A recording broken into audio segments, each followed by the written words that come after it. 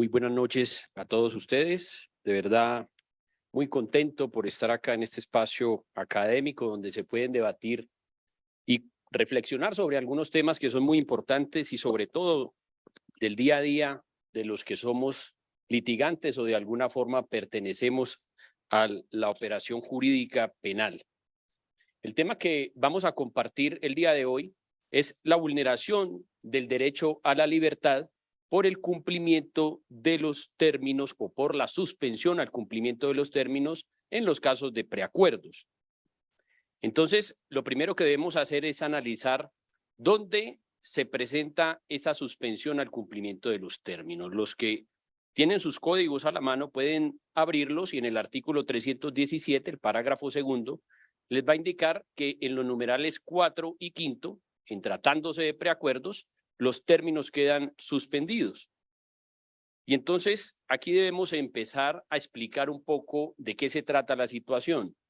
Una persona cuando está privada de la libertad en virtud de una medida de aseguramiento y por algún motivo decide irse por la justicia premial, suscribiendo un acuerdo con la Fiscalía General de la Nación, inmediatamente queda vedada para que se le cumplan los términos y poder recobrar la libertad, lo que en algunas ocasiones se conoce como el vencimiento de los términos.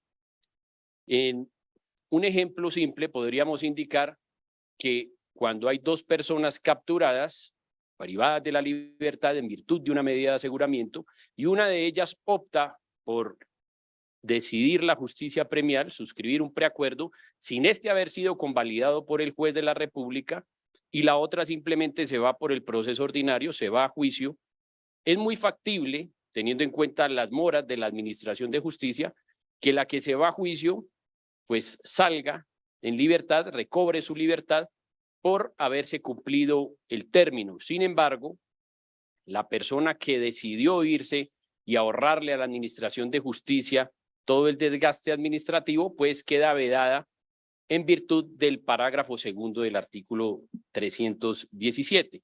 Y es importante entonces aquí, para continuar con la exposición, fijar unas instituciones o recordarlas que ustedes muy bien conocen.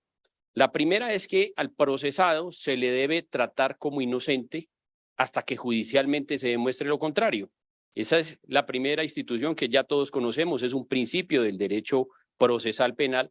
La segunda es que no se puede usar en su contra todo lo que esta persona adelante en conversaciones con la Fiscalía General de la Nación tendientes a lograr un acuerdo por la justicia premial. Es decir, esto está contemplado en el artículo 8º, literal D, del Código de Procedimiento Penal, que nos indica que esto no puede ser usado en su contra. Quiere decir que las conversaciones tendientes a lograr un acuerdo con la Fiscalía no pueden ser usadas en su contra. Y aquí empezamos a ver cómo se contrapone esto con este parágrafo citado anteriormente.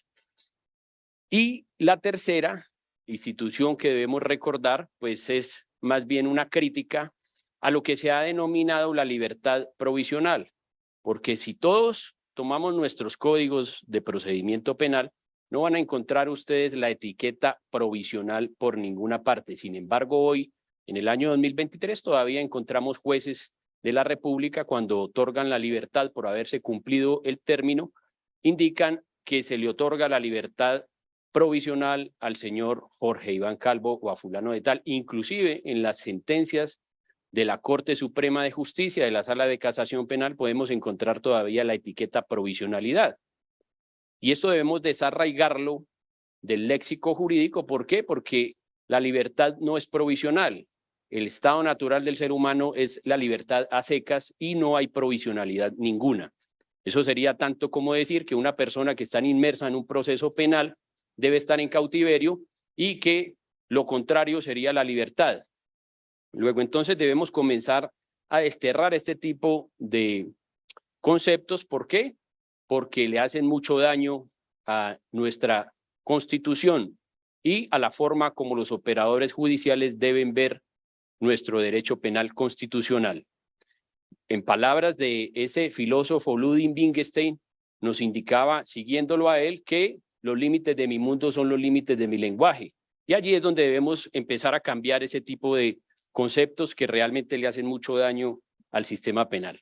Otro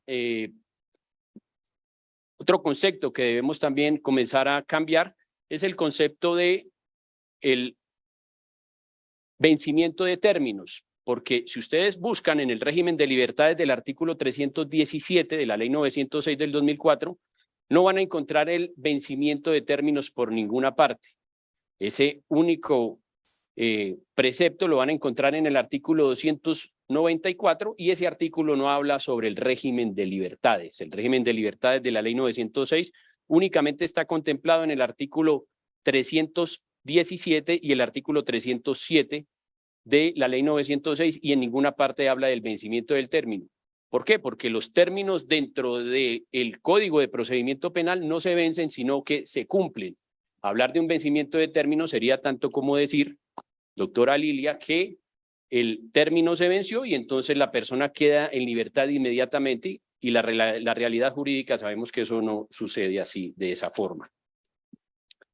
Luego entonces, para seguir en desarrollo con el tema propuesto, debemos comenzar con un primer objetivo, una pregunta dinamizadora. ¿Cuál sería el criterio que tuvo en cuenta el legislador para aplicar una suspensión al cumplimiento de un término?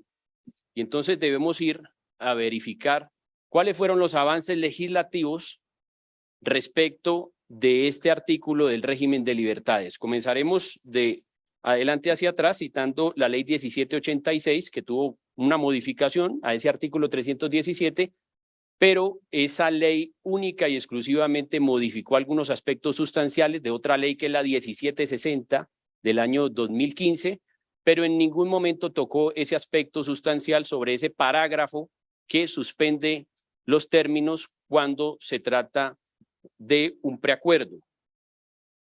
Lo otro sería indicar que la ley 1453, lo que todos conocemos como la ley de la seguridad ciudadana, también modificó el artículo 317, pero no tocó en ningún modo el parágrafo segundo de ese artículo, lo dejó incolme. Quien sí tuvo que ver con esa modificación y esa introducción de ese parágrafo fue la ley 1142 del año 2007. Sin embargo, y de manera lamentable lo digo, buscando en la exposición de motivos, verificando todas las actas que se suscribieron por la comisión redactora, en ningún caso se pudo establecer con claridad cuáles fueron los motivos que llevaron al legislador a establecer esa suspensión en el momento en que el ciudadano suscribe un preacuerdo con la Fiscalía General de la Nación.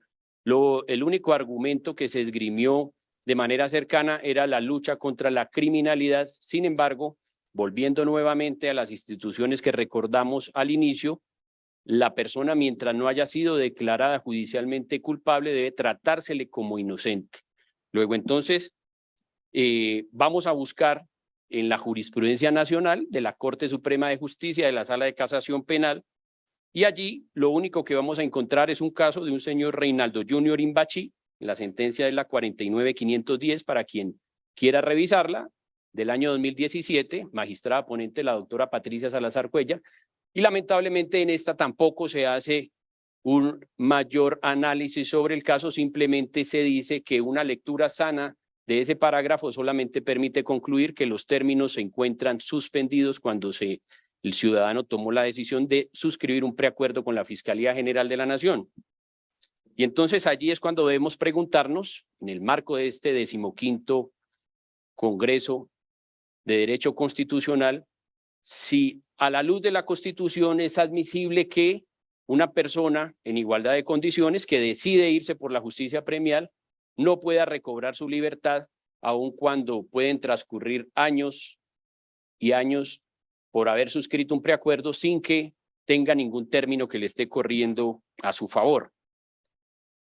La propuesta es una demanda de inconstitucionalidad a esta norma, a este parágrafo, que se arregle por la vía de la jurisprudencia nacional, ya sea constitucional o Corte Suprema de Justicia, una interpretación sana a este parágrafo, o que el legislador finalmente tome la iniciativa sobre esta omisión en la que incurrió, y solamente de esa forma podemos concluir que se vería reflejado y materializado el artículo 29 de nuestra Constitución Política, que nos indica que toda persona se presume inocente mientras no haya sido declarado judicialmente responsable. Les agradezco mucho por haberme escuchado.